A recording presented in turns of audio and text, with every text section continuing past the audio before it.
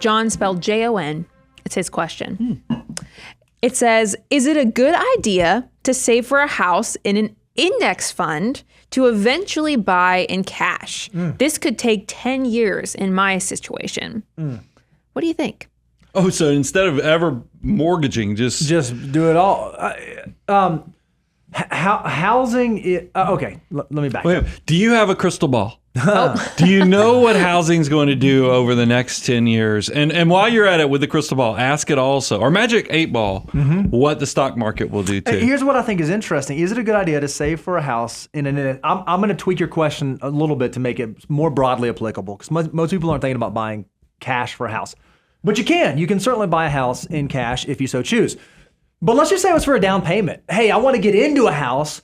Can I use an index fund to do that instead of using cash? My answer is going to be yes, if the timeline is right. Yes, if the timeline is right.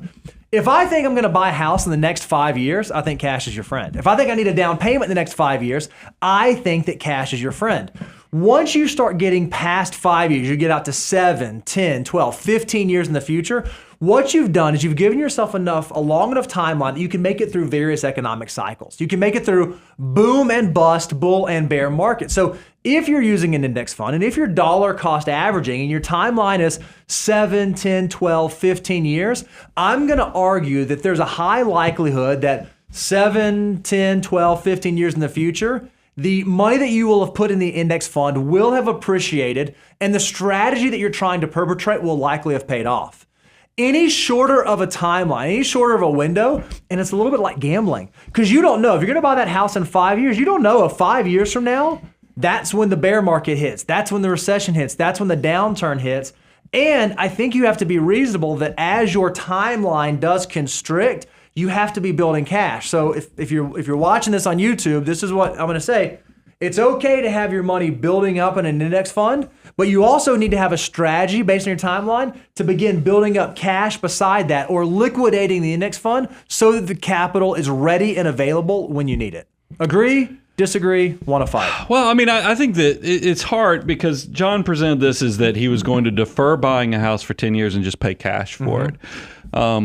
That seems extreme off the cuff, but then it hit me. I was like, what if John's 15 years old? And if John is, 15 years old watching our content. He's an awesome financial mutant. And in 10 years, 25? He wants to be at 25 and pay cash for that starter home. I think that more power to you, John. You rock and roll. But that's where context is so important, because earlier we had answered a question on the difference between a miser versus a financial mutant, a financial miser versus a mutant. And it really comes down is the need for the use asset. A house, you can't eat it in retirement, but it is something you need to provide shelter for your family and your loved ones. And there's a lot of happiness and other memories and other things that can come out of doing a housing decision correctly.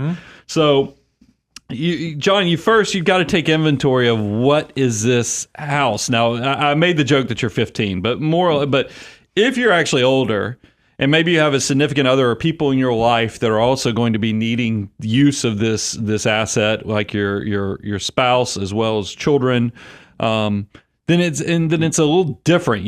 There's elements that are pulling on this need more than you saying we'll wait 10 years to make the decision, because that's what that's the thing I always say is I need additional context, because a house can be much more. It is your shelter instead of just a financial decision, and that's going to probably lead you down the path of the down payment versus just straight up paying for it. And I don't want you to be the miser. I want you to be more of the mutant, because you have to have a healthy relationship with your money on what it can and can't do for you. I did think this is a unique thing that Bo and I have had going on behind the scenes. He's 26. Not 15. We thought 15, but 26. So 26. I mean, I'm not too far off in the fact that if he's a single person, average age of a first-time and he's homebuyer, living with still living with your parents or with roommates and some buddies, and you don't even have the significant other lined up yet, then I think rock and roll, let's build something up here. It's just, but as you get closer to the goal, you might want to fine tune out the risk profile of those assets as you're getting closer, because I have a very successful couple that got married later. He was like a bachelor for decades, had bought his own house.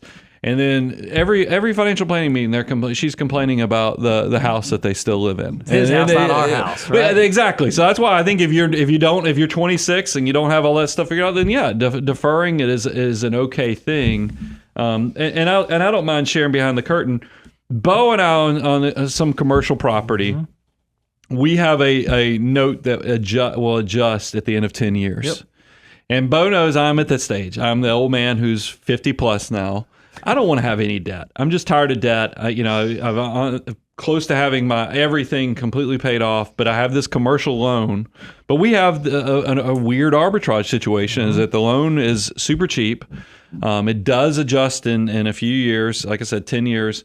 So Bo and I are running our own little game right now, is that we are every month putting money into index funds that the thought is after 7 years, that's the remainder of the term, we're just going to pay off the loan. Yep. And so he's giving me what I need to feel like I'm extinguishing the debt while still taking advantage of this short-term arbitrage with high interest rates on what cash and other assets are earning versus the low interest rate that is on the debt. So I think, John, you're doing something very healthy from a financial mutant standpoint, as long as it's not at the sacrifice of your personal relationships.